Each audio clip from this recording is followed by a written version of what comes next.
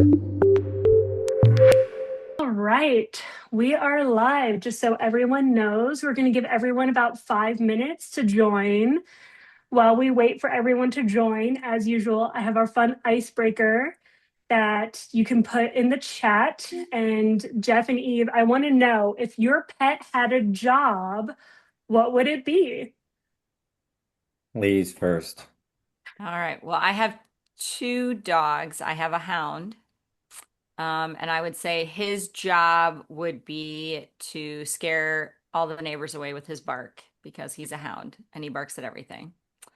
And then my second dog is a Cane Corso, and her job would probably be a cake tester because she licks and drools on everything.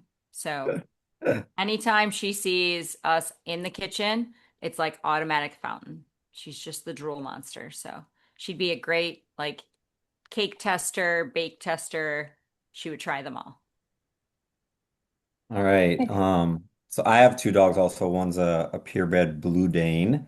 Mm. And then one is just like a Maltese poodle kind of mutt that's been around for a long time and is a staple in the family. I think the Grayson is his name, the small dog.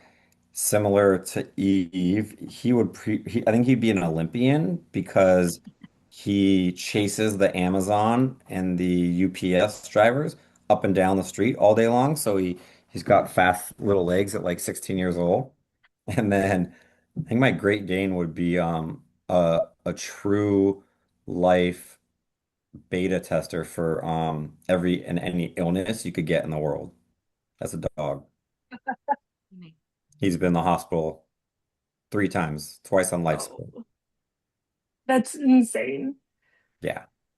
Well, I was trying to be a little bit more uplifting. So if my dog had a job, I own an Afghan hound that is just like a complete diva. So like she would 100% be like a socialite or something like that. Just kind of trying. She doesn't care if she's actually famous or good at anything, but she's certainly going to look the best at doing it. She would be very happy just being around anyone. And then I have a golden retriever that like would be the happiest dog ever, even working at McDonald's, because like she would just as many people as she could interact with every single day, she would just be ecstatic. Love it. Rick says your dog needs pet wealth, Jeff. Mm. Oh, kits are coming tomorrow. I was So gonna say I just ordered one. for those attendees, if your pet had a job, what would it be? I'd like to see some answers. Like, tell us the breed of your dog and their job, and we'll take a couple minutes while we let everybody file in, and then we'll get started. So, my husband cannot stand my Afghan because she just Oh, like she's very smart, but like you call her name and she looks at you and she's like, I know what you want me to do, and I'm going to do the exact opposite. Like she chooses to torment him. It's a stubborn child. for She's sure. just like her owner. They really get along really well. Yeah. Someone said my Frenchie would be a food tester. Oh yes, Frenchies are I Hoovers. love That was that. my last dog. Yep, that was It, my last dog was a Frenchie, and yep, we called her the little Hoover. She would just Hoover everything up off the floor. and Debbie's dog would be a security guard. I like that one. Oh, Pipple Mix. She would be a dancer because she was always wiggling around. I love when Pipples like they wiggle their entire body. I love it. That's Mhm. so fun. I love it. All the All cute right. things. So we have almost 50 people here. So we're going to get started in just a minute. So if any of you want to tell us, if your dog had a job, let's get those answers in before we get started. And I'm really Yes, looking forward to today was this. National Work Like a Dog Day, so it's very Well, fitting. it is. Oh, Eve, and why don't you share really quickly, since it was National Work Like a Dog Day, Oh, yes. you did something fun at your facility. We did. We did at my one facility, trying to set ourselves apart. we bought ties for all the dogs. So all the dogs in daycare went home with a tie around their neck, and we made up cards that said, I would be a great blank because I'm really good at blank. So like I'd be a great accountant because I always check to make sure there's enough balls in the play group, or things like that. So everybody went home with what kind of job we thought the dog would be best suited for. Yeah. That's cute. That's I cute. love, we have one more answer. Christy, her dog Olive, plays hall monitor at daycare, a pity boxer mix. I love it. And one more, first dog, a Mal Pity, would be a professional bed tester napper. Okay. And her Perfect. second dog, a GSD, would be a pro tennis player. So I love those Fast with answers. that ball. Yeah, all the Yes. good things. Okay. Oh, we got one more. If my dog, Bro, his name, had a job, he'd probably be a librarian. He's a very wise boy. Oh, that's Oh, so that's cute. cute. Fun fact, when I was a little girl, I wanted to be a librarian so I could read books to kids. Nice. That was like my dream when I was like 4. It was And then adorable. you just had kids, so you got to read books to them. Exactly. I mean, I could, it's what I do almost every night, except for every other Wednesday when I'm doing a pet care connection education seminar. Then that falls on to Sean. He gets to read the books. All right, everyone. Welcome to the Pet Care Connection, where industry leaders, business owners, and pet care professionals come together to share ideas, learn from one another, and help elevate the entire pet care industry. Tonight, we are going to be talking about culture within the workplace. So before we dive into our agenda, I'm going to go through and I'm going to introduce you, or everyone's going to introduce themselves. So why don't we start with you, Eve? If you can give us a quick background about yourself, and then how you ended up in the pet care industry. Absolutely. So Eve Molzhon, I'm the founder of Dog Handler Academy. I also own and operate 2 dog daycare boarding training facilities, partnered in a third, and most recently started Virtual Pet Professionals as well. And then I have 2 nonprofits. So uh, very well versed, I guess, in the pet care industry. But my love for pets started as a kid. Had a cat and a collie growing up.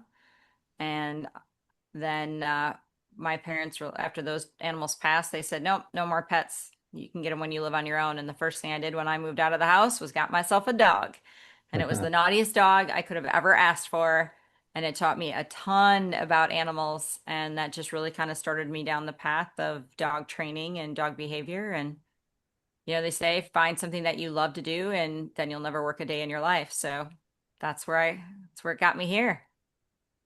I love that. So excited to have you on tonight. Now we have Jeff. Jeff, why don't you introduce yourself to everyone? All right. I'm our CEO of Kennel. I wear a lot of hats, but today I'll be wearing a hat as CEO of Kennel Connection, Hello Groom, and then we acquired, as many people know, Paw Loyalty about a little over 3 years ago.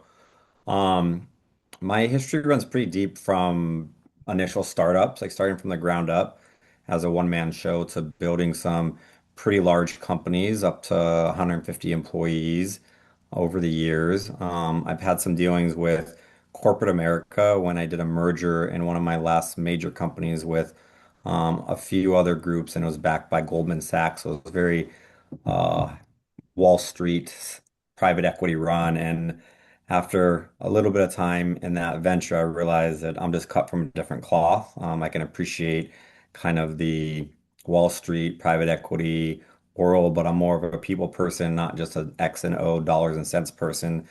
So I knew that I had a lot more to offer. At that point in 2018, I acquired Kennel Connection because we already had about a 10-year partnership with them, coming from the payment processing side of things. So personally, myself and my leadership team and my staff, we all were already embedded in the pet space and we really just love animals. So for the past 8 years, been heads down as a hands-on CEO of the organization. And I don't think any job is too big or too small for myself. And I continue to operate about 13 different companies, but I'd say I spend like 70% of my time as a CEO and janitor if I have to be, and everything in between, as a company. But proud to be here today and share from my successes and my learning experiences.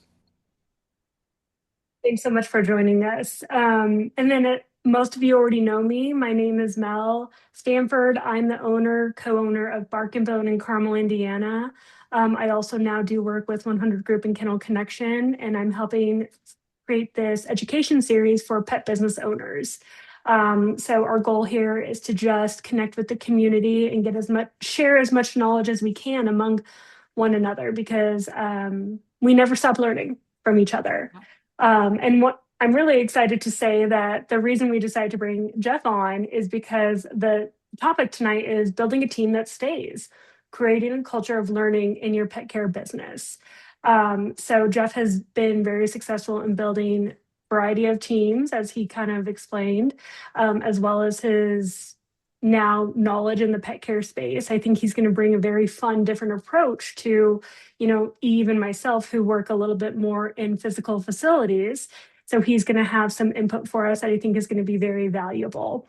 What I'm going to do is I'm going to go over our agenda tonight. We're going to talk about why good employees leave, building a culture that your people actually want to stay in, creating employees who continue learning, and systems that support great teams. So let's dive into it, guys.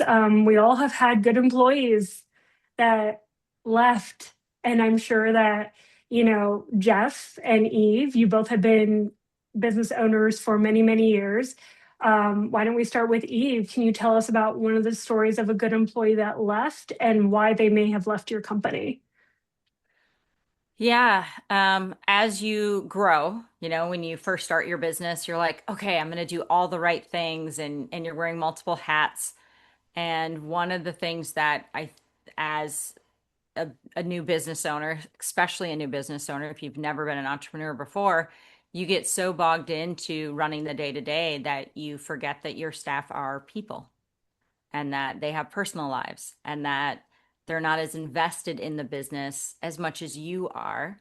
And so, to a certain extent, you do take advantage, or you just feel that, they should just be there and be loyal, and you forget to have that human connection. So, those are mistakes that I know I made early on, thinking, well, they love dogs as much as I do, and they want to see this business succeed as much as I do. But I never asked them. I never had that conversation with them. And so they did feel a little taken advantage of when I'd be like, hey, so and so called out, you'll cover that shift, right? It wasn't asking, it wasn't treating them as humans. And so early on, those were the big mistakes. These days, if somebody is leaving my facility, it is either that I have trained them up to such a level that they're ready to move on to something else more within their trajectory of what they want to become, or I have shown them the path to the door very nicely. Something I would like Jeff to talk about a little bit is can you share your opinions on burnout? Because I think you have a very interesting approach. Yeah. And at the staff level, correct? Or all the way up to our level, the owner I level. mean, I would share all of it because I think it's all, Okay. Yeah, I share it mean all. for me, I think burnout's real. I think that's real in everything we do in life. My cell phone that's sitting right here is gonna need to be charged at some point today.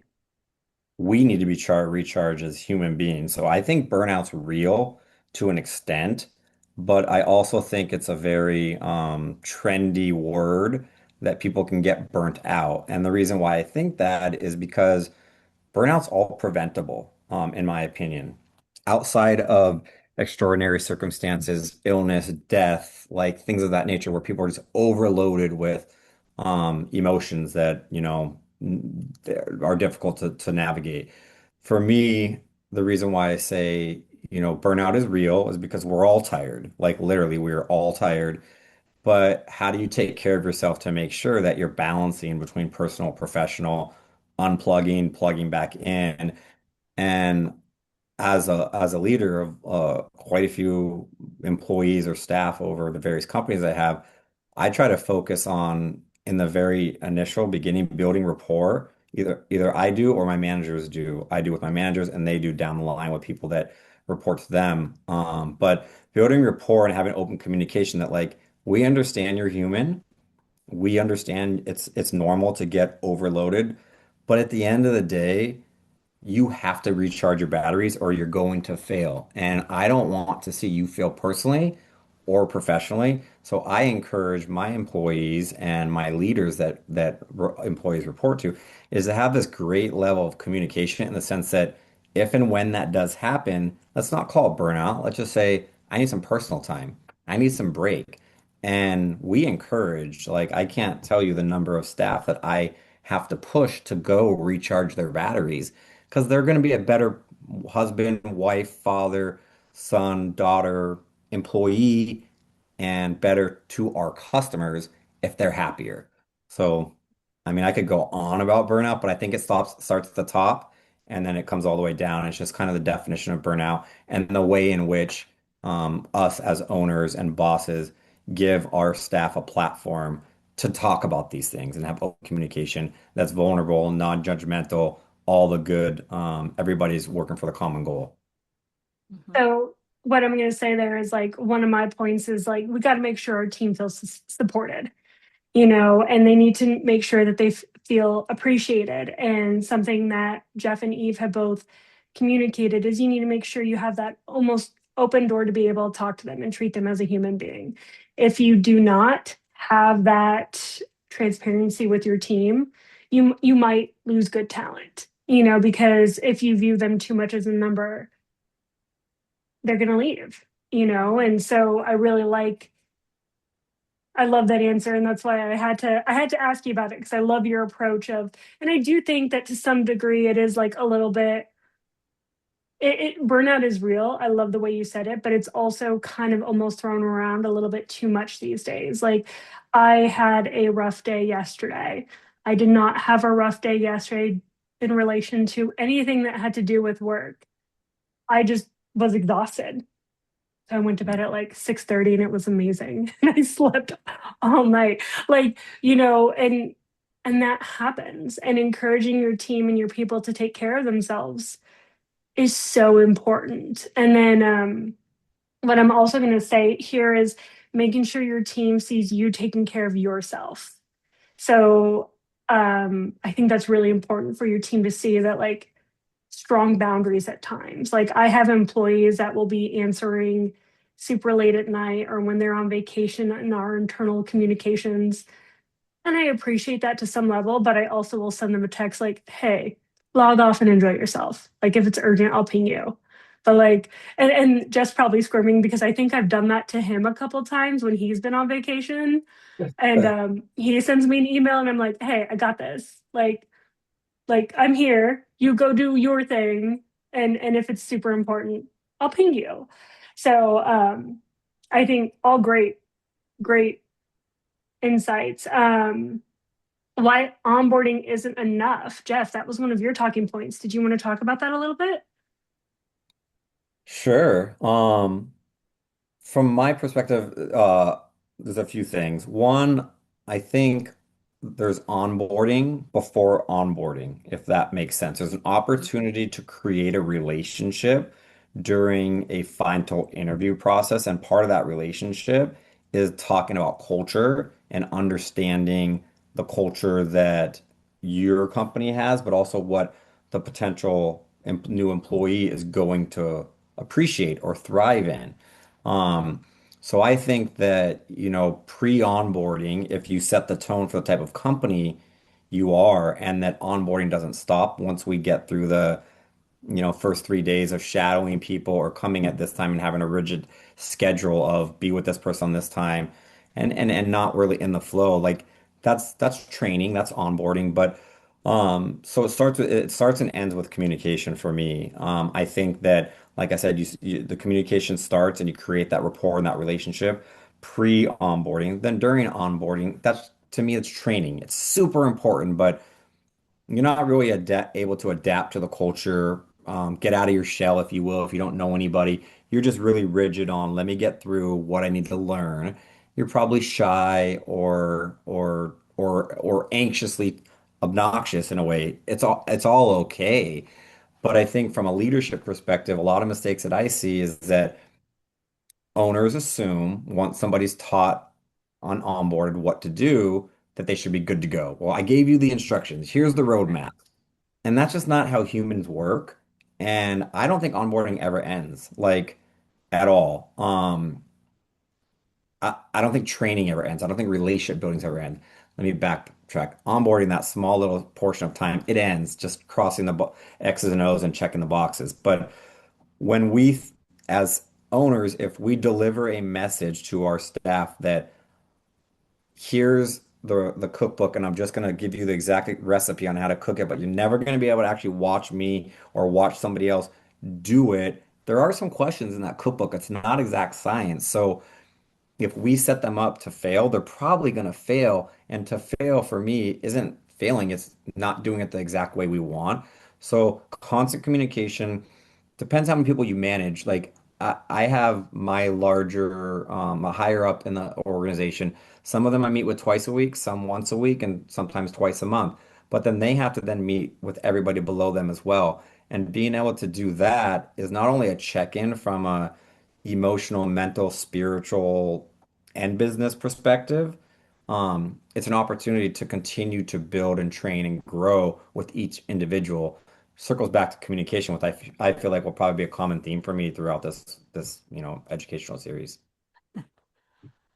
I mean, this is No, kind of it's guiding right into it, building a culture people want to stay in, which is something, Eve, I will never forget the first time I met you. It was, this is what we talked about. And it is.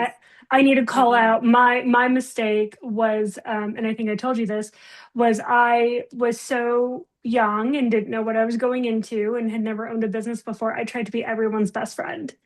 Yep. And you can be friendly with your team, but you also need to have boundaries, because then it was, how do I build this culture that people actually want to stay in? So Jeff kind of touched on it, but one of the most important things is setting expectations.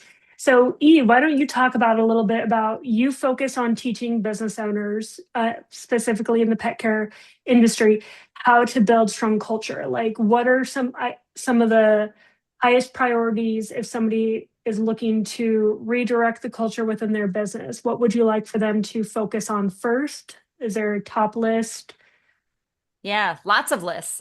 And Jeff really hit on something, the onboarding. Like when you're bringing somebody new in, you've got to just put it top of the list. So we have an employee compact, which is different than our employee handbook, and it is the highlight of our expectations. One of the things in there that everybody loves, we have the 5 B's. Our expectation is that I'm not going to see your bra straps, your boobs, your bellies, your butt cracks, or your boxers, right? Like we're putting it out there. Our culture, I don't want to see that. I want you to be dressed to impressed in the sense of I don't want any of our clients to feel uncomfortable looking at you. And I don't want to feel uncomfortable if you're squatting down picking up poop, right? Like I need to feel comfortable and you need to feel comfortable. So we have a compact, and it's got things like that in there. We have the conversation of, if you have any issues with your paycheck or your hours, this is who you're going to communicate with. We want them to know that if a mistake happens, don't think that we're shorting you, that we're just, doing it on purpose. Like there is a protocol, there is somebody that you need to speak with. So we go through this little compact and they initial next to it. And part of it too is just getting them to understand that these things are important to us. This is our vibe, this is our culture. And then from there, then we bring them, into their training. So, but we start immediately that first day when they first walk in. Oh, and they get a gift. They get a gift just for showing up for their first day of work. It's a I love that. water bottle, chapstick, lotion, and then either like a notepad or a pen or some trinkety thing. But yep, they get a gift just for being there. Because who doesn't want a gift? I got a And I, party. right? Like you got a Do party. you, Yes, yes. do you guys handwrite cards, Eve? You do I handwrite a still thing, have thank you for mine. showing up. There you go. I, It's just one of those things that, when they walk in the door, they're nervous. So Yeah. we need to diffuse that and like get them to be more relaxed. Like, hey, we got you a gift. You made a gift? Yeah. Let's go get you some water and then we're gonna go over paperwork. So then we go over to the water cooler, we get the water, we've got all the things they can add, and then we go through the compact. So it's getting them to diffuse that excitement, which is great. Then when we start that training, it's see this sheet, we're going to be going through this every day. So just being very transparent so they know what to expect. That's the other key component to it. I always tell the new hires, there's going to be moments during your training process the next 2 weeks where you're just going to have to stand there and you're going to feel awkward. And it's okay because we're not going to put you somewhere that is going to be unsafe, but we might need to run and handle something. So just know that there's going to be some awkward moments these first couple of weeks, and it's okay. Don't feel like you're not contributing. Don't feel like you're not giving something to the team. You're new. It's going to be all right. And you literally can like just see their whole body go, thank goodness, because they're walking in and they're tight, right? They're have this expectation of, I have to show them that I like dogs and I have to show them I know what I'm doing. Unless you've worked at another facility, you have no idea what you're doing. And how we do it here is Right. probably different than where you came from, right? I prefer you not bring me your bad habits that you might have learned somewhere else. So yeah, so just being very transparent with them helps. Now, Melinda, you did talk about like if we don't have good culture, how do we flip that? And that's a challenge. And typically, you have to grade your staff on if shit hit the fan, would this person be a cheerleader to help you move the business forward? Or would they not? Would they be one of the first people to poke another hole in the ship and not help bail the water? You're kind of saying it. I actually talk about this in my staff appreciation seminar. And a lot of people always ask about hiring. And this is where I actually go back on what is your business brand kit? What is your mission statement? What is your Yeah, values? Because whoever you are onboarding in your team, you have to make sure that they align with your mission statement and your values. Because if they don't from the very beginning, they're not going to be a very good fit. And something absolutely. that Jeff said earlier that I want to touch back on communication. Hmm. Jeff runs a very different business than me and you, Eve. Yep. And he talks about weekly and biweekly check-ins. Even though we are in, pet service industry, we might not have as frequent of check-ins. Like I don't do weekly check-ins. Um, but something I own a grooming salon. I encourage every grooming facility to do at least quarterly or twice a year check-ins. And that's where Yep. you're going to give every single one of your team members an objective and a subjective goal. You're going to tell them what they're doing good on and where they can improve on. And this falls back onto where Jeff was talking about like communication. If you're too scared to talk to your team, then they're never going to know where they're doing good or where they can improve. And then it's going Yeah. to slowly fizzle out your culture. So Yep. Yep. I really Check-ins are love, important. Check-ins I are love, super important. that's You have to something. do them. Yes. And Jeff mentioned too, like even if Jeff can't check in, right? Like the people below you need to check in. And this is where we empower. So when you've got your boat, you know who the people are that are going to help you row in the right direction, right? Those are your cheerleaders and your leaders, and those are the people that you bring in and you ask them to help you check in with those other staff members. So yeah, One for us something that's it's important too is yeah.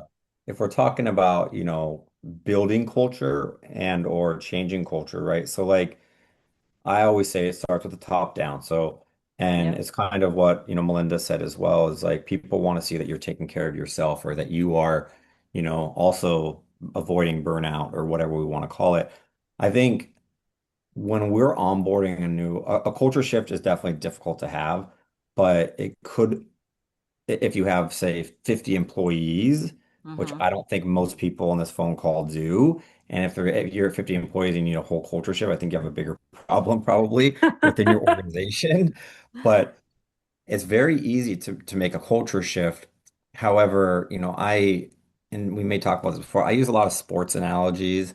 And whether you're into sports or not, I think everyone can understand that you can't win a championship in any type of sport, or you can't be the best business out there. Let's just say sports. You can't win a championship by having the best quarterback or by having the best point guard. You can't be a one man or one woman championship team. So it's a team. And that whole, there's no, Mhm. I in team. It's real, but how real is it? How much do you make your staff, whether they're the receptionist, the janitor, or the chief financial officer of your company, how important do you make their voice feel and heard within the organization? Because the minute that you show it's we, it's not me, it's not us, it's our company, which is how I always like to present it. Sometimes I slip up and sometimes I say I started this or whatnot. I didn't start anything because I'd be nothing without the people rowing my boat, as Eve said.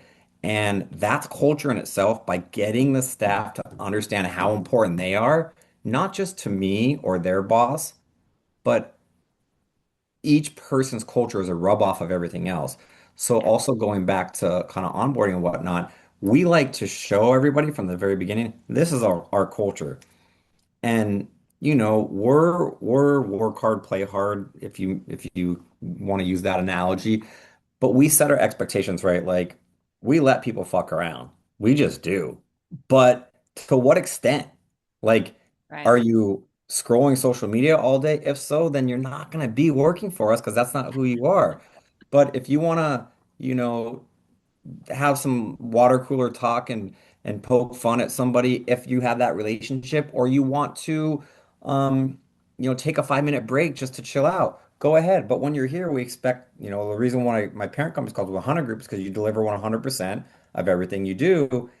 And really, if the culture is great, why wouldn't somebody want to do that? We all want to be good. We all want to be the best at what we do, whether it's parenting in a relationship, whether it's work, whether it's a one-on-one assignment, whatever it may be. We all should strive to be the best. So I think it's important for the leaders to rub off to the staff and make sure that they understand how invested you are in helping them be their best self, personally and professionally. I I Absolutely. absolutely love it. Leadership by example. And I have to share like really quickly a couple quick stories. We all know that I am like the world's worst groomer. And if we don't all know, you all know now that I am the world's worst groomer. And like we have a day where our van's overbooked and I kind of like tease my staff. I was like, hey, who's on call to walk me through what combs I'm using on this haircut? Because I'm in the van. And they're like, wait, what? Melinda's in the van today? I was like, yeah, I'm going, and then a day that we were short staffed in the salon and, Sean, my husband's there washing a little tiny puppy in the bathtub, leadership by example. And this is something that Jeff had said, and I think Eve said is like, never putting yourself above anything and being able to help out your team will help build like that will fall down into the culture to where then when somebody else is having a bad day or somebody else is a little bit behind, others will not hesitate to help out their team because the culture is in place based on the leadership example. So yeah, fun fact and true story. I did text my one of my groomers and was like, "Hey, what guard comb?" And she was like, "E." And I was like, "Talk to me in colors because like it's color coded." And she was like, "I'm dying. I'm dead." And I was like, "What color?" Purple. Hey, I only Mel. laugh because I'm in the same boat you are. Like I tell people, I can shave a butthole, but that's about it. That's the extent of it. But yeah, no, it is true. And you know, I think when people have bad culture, they're like, I don't know what to do. I can't fire everybody. Well, no, and not everybody probably needs to be fired, but you need to really identify, like I said, which ones are going to help you bail the water and row the boat, and which ones are poking more holes. And those are the ones that you need to backfill. But before you backfill those, check in with the ones that are helping you bail. Hey, I really appreciate you doing this. How, what other ideas do you have, right? Like ask for input. Everybody loves a compliment. Whether you compliment their hair, their shoes, what they're doing with the dogs, doesn't matter. Everybody loves a compliment.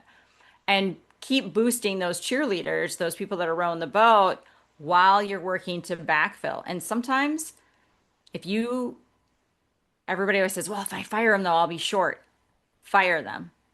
Oh yeah. Fire them. Yeah, I if will that's the only reason never why you're holding on to somebody, I absolutely. I will never forget my very first, I talk about it a lot, but my very first like pet industry seminar was with Denise Haro. And I was like a couple months into owning my business and I raised my hand. I was like, what do I do with XYZ, my top producing employee, but like extremely toxic. And I gave her a couple examples of what I tried to do. And she's like, you want to know what you need to do? I was like, what? She's like, you need a cutter. And I was like, oh, but like this is 2022. I couldn't find anybody to work, let Right. alone show up for an interview. And she's like, no, you need to. And I was like, I can't. She's like, you need to. Um, Hey, and Mel, that something. Oh, go ahead. Go ahead. I want you to finish, but I don't want you. I want to pick up on something Eve dropped before you're done, but finish. and that employee did leave. Thankfully, the stars aligned, and she left on her own free will as I was planning for her leave anyway. And I'm going to say it was a very tough lesson for me to learn, but she was very right. You know, you remove that negative employee that is bringing down the culture. Your team that you're investing in, that you care about, that you have demonstrated strong culture to, they will help pick up that slack because they have the same vision as you. They have the same morals as you. They care about the company. Jeff, you wanted to say something. Yeah, I was gonna say, for people that anyone on that or who listens to this that wants to kind of look at, hey, maybe my culture is good, but could it be better? Or straight up you're vulnerable to yourself and you know that your culture sucks. I was gonna say something that you said, I'll say in a different way, but similar. We all have, we all have people right below us that we can count on, whether their title says that or whether it doesn't. And I think that it's super important when building a culture, shifting culture, or just continuing to evolve of who you are to make sure that everybody's voice matters. So if you feel culture's not great, trust me, your staff feels it more than you do because they have a lot of little water cooler and little other comments that happen. So if you feel it, I think even if you have great culture, having if you have 20 staffers or left, less it's manageable. More, I'd probably pull in some staff from some management level. But ask people, hey, in the perfect scenario, what would our culture look like? And ask them. And truth be told, you're going to get a lot of good ideas that are probably so simple. And just asking that question is going to change the culture in itself because you're going to show them people, they say God gave you two ears and one mouth. Listen twice as much as you speak. People want to be heard. We're humans. We want to be heard. And you can pick up some good nuggets. And then the last part about that is what's made me really successful is I have an awesome leadership and management team. And the truth be told is like, I don't have private equity or debt, or I don't have to answer to anybody. I own the company. What I say goes. But that's not how I run my company. It's what my staff says and my leadership team. And they all have people that report to them. So they come in and they represent their side of the business, whether it's sales, finance, support, whatever it may be. They represent their side of the business. And we all collectively come together and each, because a salesperson's gonna like different type of accolades than a Yep. customer service person, right? So you want to, and just like a groomer is going to be different than potentially a finance person in your organization. So I think that communication, if there's something I could leave when it comes to like building a better culture, is just start having a conversation. Lastly, we've all been to a place, a business, a hotel, a restaurant, a kids camp, like Melinda was talking to us about before you guys got on, a kids facility, something like that. We've all been somewhere where we're like, what in the heck are they doing there? What's in their water? This staff is fucking awesome. Or that experience is awesome. Pay attention to that when you go visit places in your everyday life and see what they're doing different to make your experience better and why and how that staff is actually feeling that. Chick-fil-A, man. Chick-fil-A is always good. Chick-fil-A has the best people. I've Yep. actually never been to one. What? You now I need to know. go just for the customer You're missing out. experience to where you can just like, because again, like you get such consistent service is what Yep. I'm gonna say. And with like one of the things that we try to focus on is we call it the Disneyland experience. You know, we want the customers to have a good experience no matter who they're interacting with at our salon, at our business.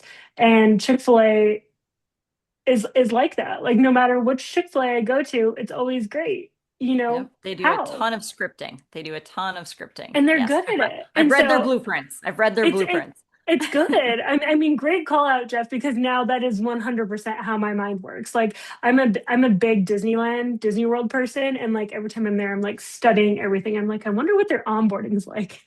Like Yeah, that Erin is says, my pleasure. It is, right? Like that's what they say all the time, my pleasure. And they got that from the Ritz-Carlton.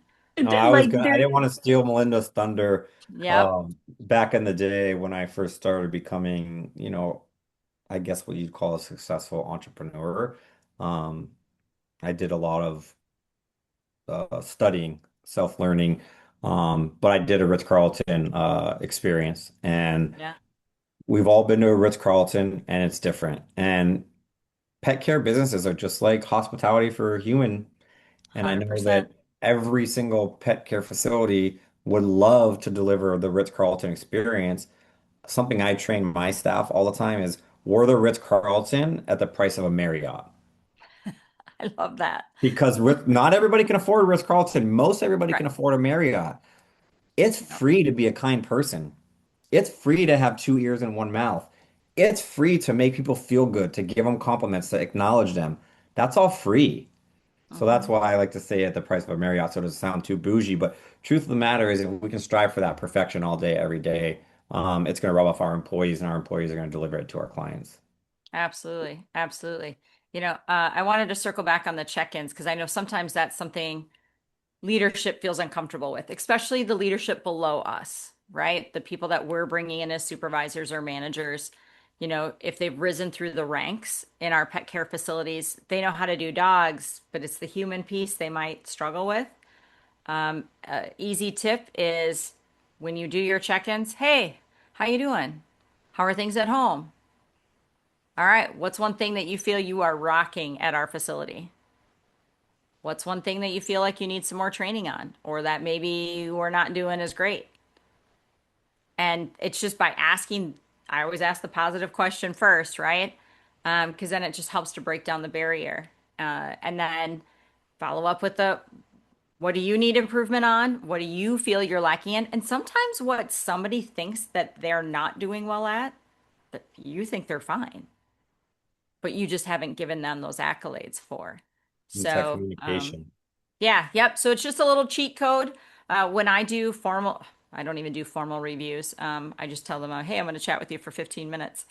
And I always say, give me three things that you do really well. Give me three things that you need to improve on or you need more education on.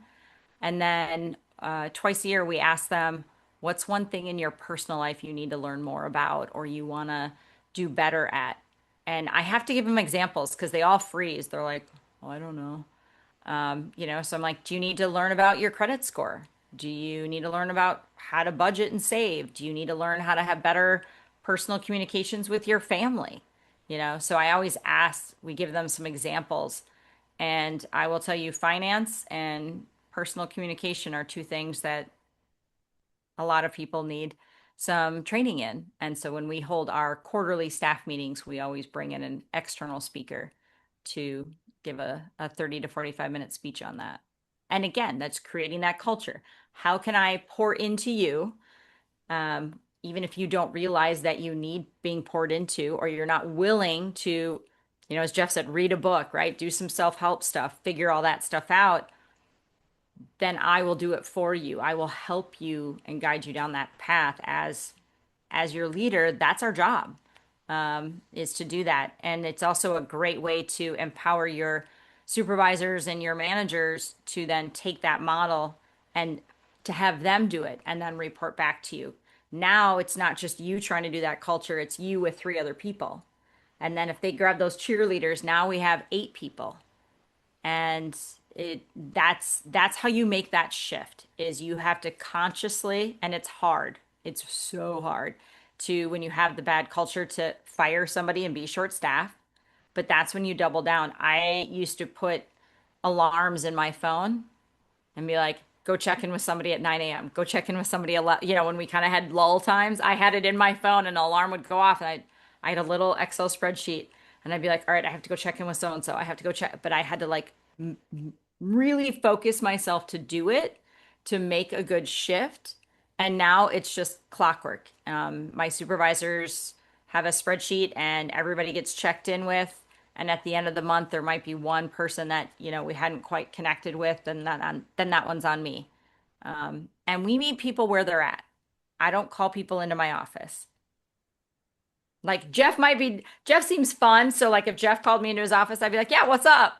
But a Mine are lot of all times, scheduled too, though, yeah, honestly. Mine are all scheduled, so there's no last right. minute.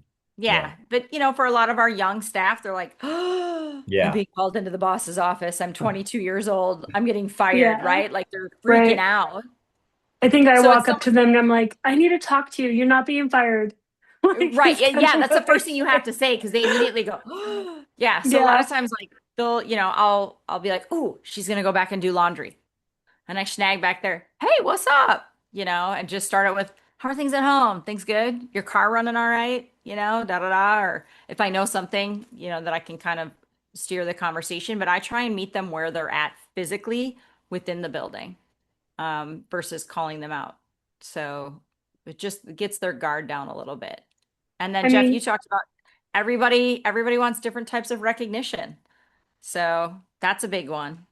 you both are kind of just flowing directly into, creating the employee who continues learning, and investing in your team, ongoing education, like for me, I cross train a lot of my employees. That way they have Absolutely. more opportunity to learn about the company. Jeff, in some ways, it's what you talked about, wearing multiple hats, building multiple skills. This is all super important in building that employee that wants to continue learning and continue growing within your company is so important. And that's a part of the culture is reinvesting in your team. Yeah, I want to talk about that teeny bit. It's like the word investing can be thought of in so many ways. Most people think of investing as like the stock market, right? Like you're investing money, but um I look at investing in people as one of the biggest rewards in life. Um, A, because you can change somebody's life forever or a Mhm. short time or literally forever by just doing some small little things. So if you're going to invest money in onboarding a new employee or employees, you already are investing in them. But I don't think about investing as dollars. You're investing your time, you're investing your resources, you're investing your company. But if you invested in them in the beginning, why don't you continue to invest in them? You can't just hand somebody a book and say and think they're going to do things the way that you're going to do them. So continuing to invest in them, you have to continue to water your garden for it to grow. Why don't we do that in the business? I ask people that question all the time. I continue to invest in my staff pretty much every day. I don't want to put Melinda on the spot because Melinda just started working with our company 3, 4, 5 months ago, whatever it may be. She could probably Great. name a million things that we do to invest in our staff, but it's small things like every Friday we go to lunch. So most time, personally, to be honest, I don't get to go. I have a lot of other stuff going on, but our whole office goes to lunch. We have multiple offices across the country, but our office in our Moore Park, Southern California location, I get their cars washed for them twice a month. Um, it's not spending the money, and that's not actually the investment I mean, but it's a small little token that is an Yep. investment. The bigger investment for me is just how are you? What is going on? I want you happy because I know we all have had employees and potentially been an employee ourselves to where you couldn't wait till it's freaking 5 o'clock to get the hell out of there. And you dread waking up in the morning to go to work. My No. staff, I can't speak for all of them, but they go out of their way to tell me. And it warms my heart because money is easy come, easy go. And if kind of, what Eve said, if you're not doing what you like, I have a different twist on it. If you're not doing what you like and you're not having fun, it doesn't matter how much freaking money you make, because what are you gonna do with it? You're miserable. Right. For me, money comes secondary to building a community. And when you look at your business as your community, it's your baby, and you're going to continue to invest in it just by saying, hey, you know what, Melinda? I know you can't do your hair, so you went and got your fucking hair done just for this podcast, didn't you? Wow, put me on blast. Yes, I don't know how to do But my it hair. looks really good. Does. Thanks. It does. And I don't know that how to do my hair. that small little token, that's the truth. Melinda told me she went to go get her hair. We learned she can't groom, she can't do her own hair. So I don't know what else we're going to learn about you. But That small little token of appreciation goes a long way because it's the truth. I truly feel that way. And I noticed her. We all want to be noticed as people, whether it's from our spouses, our bosses, people below us, the smallest thing. So when I know that I changed somebody's life in one way, shape, or form, that's why I show up to work every day. Not about the money. The money will come after. In your guys' face. If you made a dog happy, that those are people's best friends. They're happy. They're at work, they're anxious. When their dog runs to the lobby or to the car and they are happy and they're wearing that tie that you put on them, you're like, hell yeah, this is priceless. So money's becomes secondary to the product and service that you deliver, starting with your staff down to your clients. Absolutely. Absolutely. It is that trickle down effect. I mean, so this is where, Eve, I would like to talk a little bit briefly. We only have 10 minutes left, but like a little bit about what the Dog Handler Academy was created to do, because it's to help, you know, close the training gaps and create consistent employee development for pet business owners. So, talk a little bit about what pushed you to create the Dog Handler Academy and kind of what you're trying to offer to pet business owners. Yeah, so I created Dog Handler Academy during COVID when I had to lay off half my staff.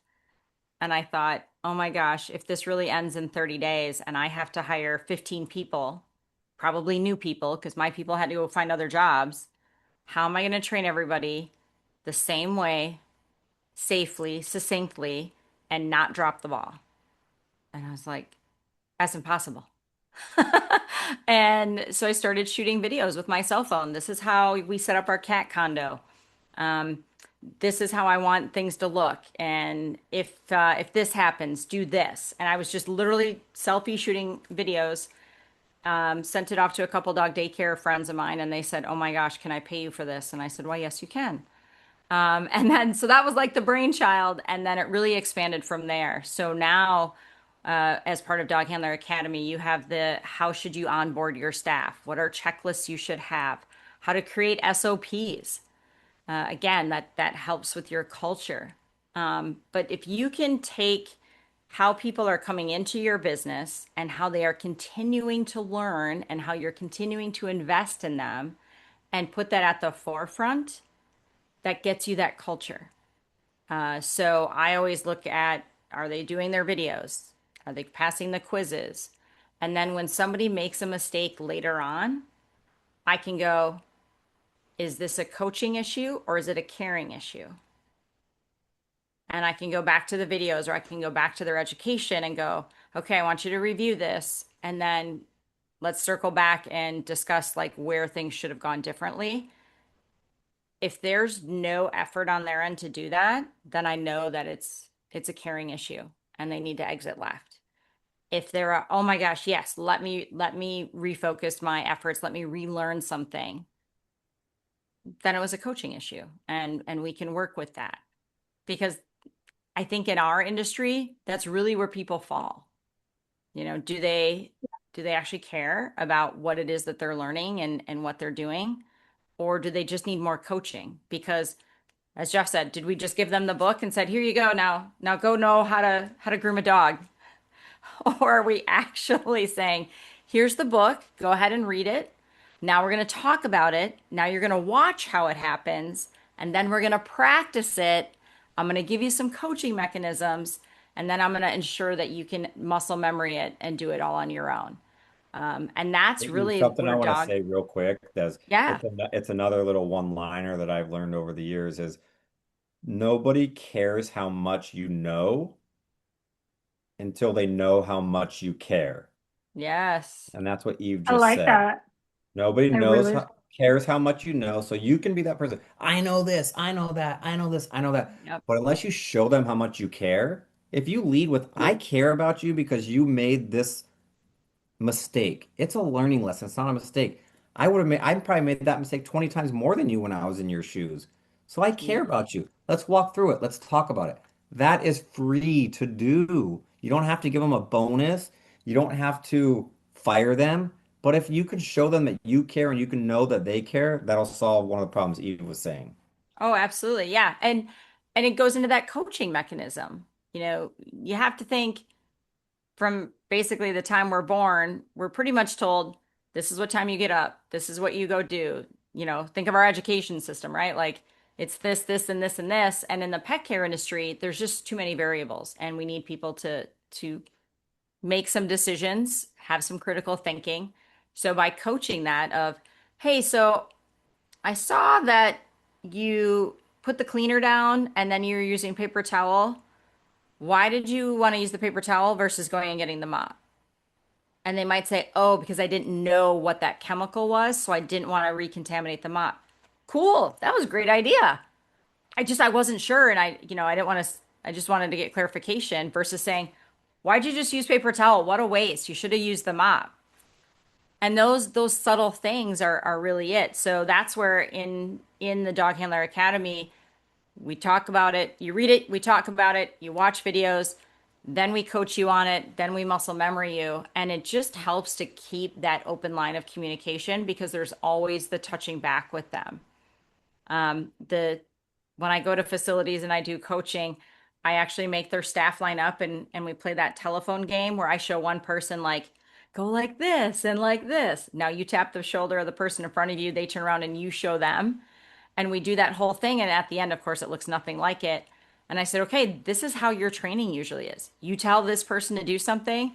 And then by the time they actually go to do it an hour later, they're like, crap, did I wipe it up first and then spray cleaner and then mop? Or do I spray and then, oh, I don't remember because we haven't coached them enough.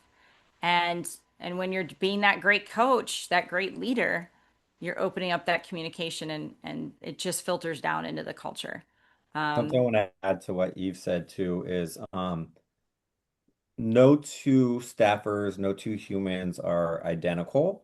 Nope. And the way in which we communicate and the way in which we're received are different between the type of people, different personalities, different upbringings, different morals and values, different ways of feeling appreciated. So I think Eve was alluding to this. It's not a black and white. I'm going to coach. It's not 1 + 1 is going to equal 2 when we're coaching people up. It's being a chameleon to somebody's personality. The way in which I'm going to coach my CFO is definitely different than the way I'm going to coach my director of sales. They're just two different people. My CFO is a numbers guy that doesn't have, I mean, he's a good friend. So when you watch us, don't get mad at me, but he's not this bubbly personality guy. He's a finance guy. That's what they are. And our director of sales, some of you know who that person is, and it's my dad. My dad is our director of sales. He works for me. Um, but the conversations and coaching them both, A, they want to be coached because I let them coach me as well. Because I'm not an expert in their specific fields, and I don't need to be. But I think it's important to what Eve was saying was somebody could respond well, what did I do something wrong? Like about an Eve example about the paper towels and whatnot. And somebody could just be like, oh, because I didn't want to do that. And it could have been the same exact purpose, but it's all how you present yourself, knowing the personality. Yep. Yeah, I always recommend that people read the book, The Five Love Languages. Anybody that's been to marriage counseling has read it, but that's adaptable to your staff. What is their love language? Is it words of affirmation? Is it gift cards? Is it a raise? Is it you allowing them to take on new tasks, doing acts of service?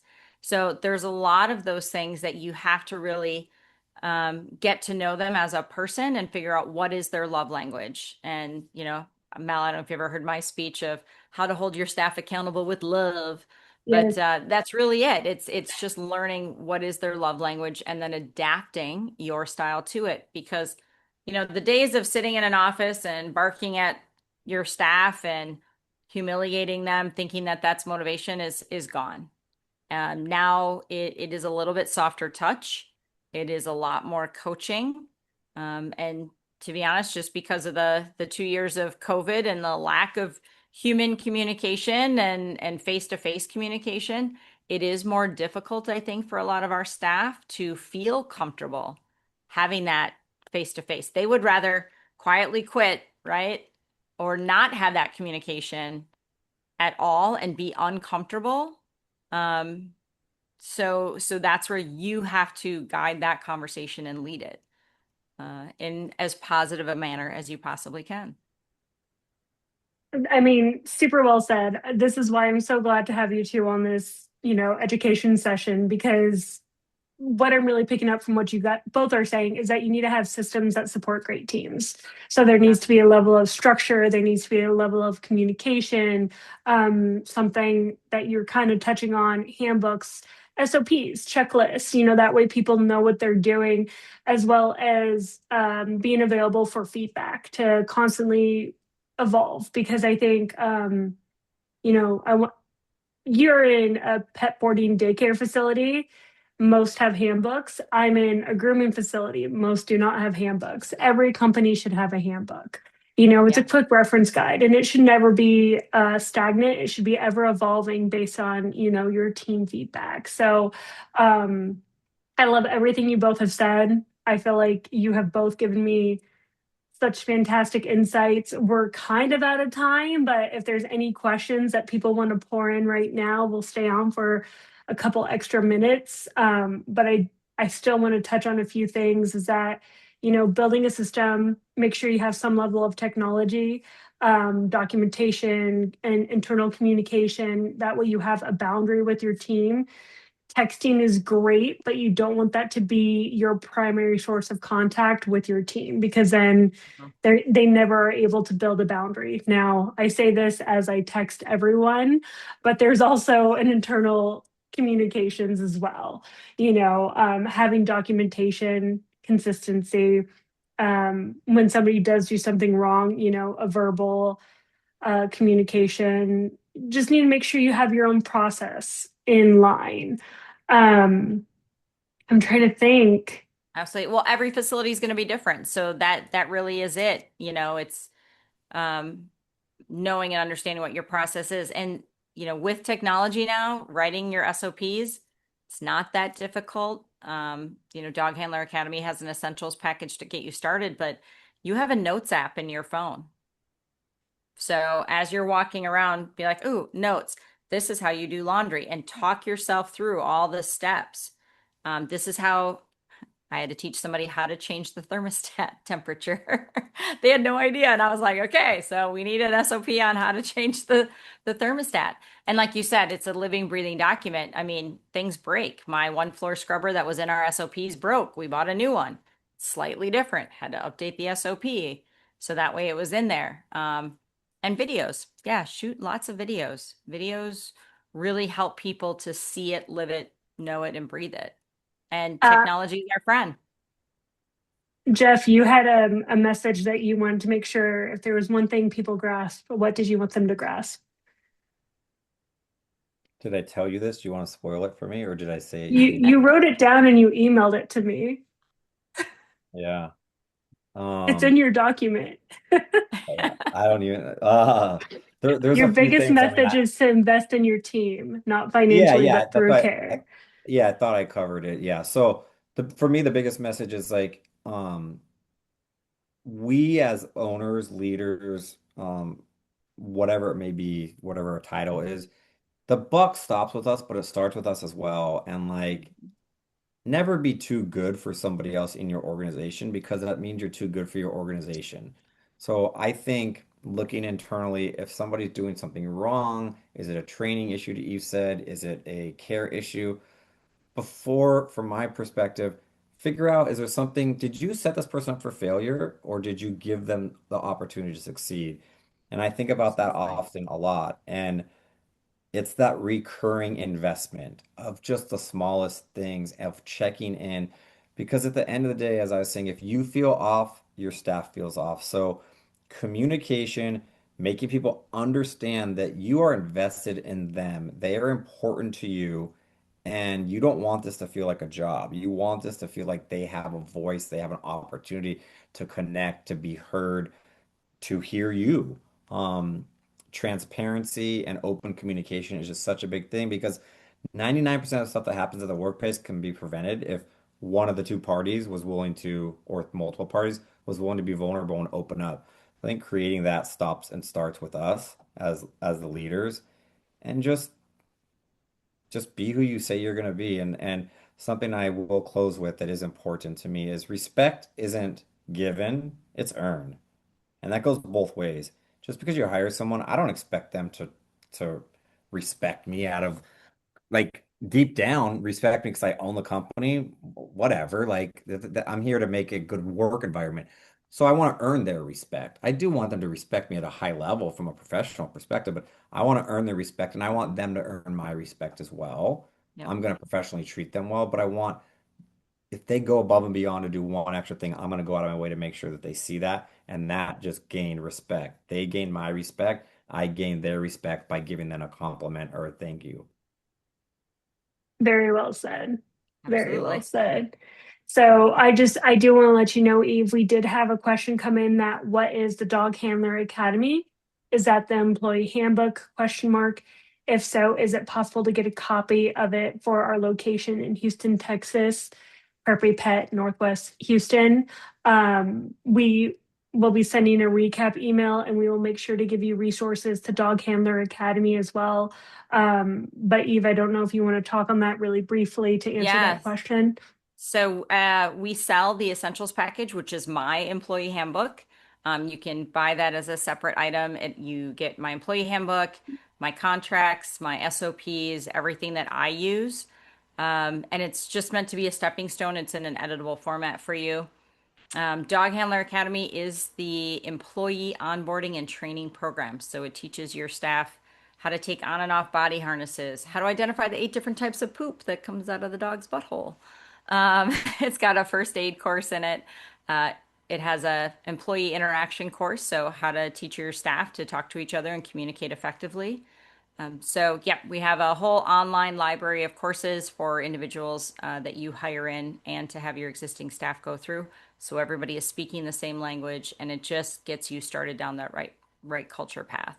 But certainly check out our website, and as Mel said, you'll receive links on all of this. Yep. So I just want to say thank you everyone for joining us. This was fantastic. Thank you, Jeff, for joining us a little bit last minute. Eve, as always, it is fantastic to chat with you. You're always so much knowledge. Just so everyone knows, you will be receiving an email with a replay as well as some information on the Dog Handler Academy. As well as I have some a little exciting, we will be at Super Zoo. So Eve will be there as well, I will be myself and there. Jeff. So like if you have more questions, want to talk about structures, SOPs, employee handbooks, Eve, will you be at a booth or are you just going to be wandering? I'll be wandering the trade show floor, but I'll be wearing my Dog Handler Academy vest. And yep, I'll be making my rounds, stopping at your booth to say hi and whatnot. But yep, I'll stick out. Don't worry, you'll see me. Because what We'll I'd be say is if you're interested, follow us on Facebook, guys. And when Yes. Eve is at the Kennel Connection booth, I'll like ping it so you can all come swarm her with all your questions at our booth. Okay. And yeah, like just so everyone, even though I am the CEO of Kennel Connections, it's called the Pet Care Connection. We're not trying to earn your business and get you to switch software or something. We just believe in being an authority. We've been in this business 30 years, Kennel Connection, 33 years.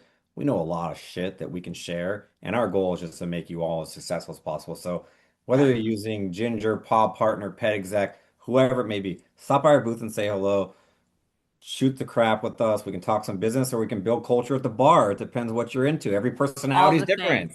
All the things. Speak the love language. Speak the love language. Exactly. I So appreciate Melinda. You did a great job. Thank you so much. And Eve, thank you as well. So thank you Absolutely. for joining us. Until next time, stay connected, keep learning, and we'll see you all at the next Pet Care Connection. Bye. Good night, everyone.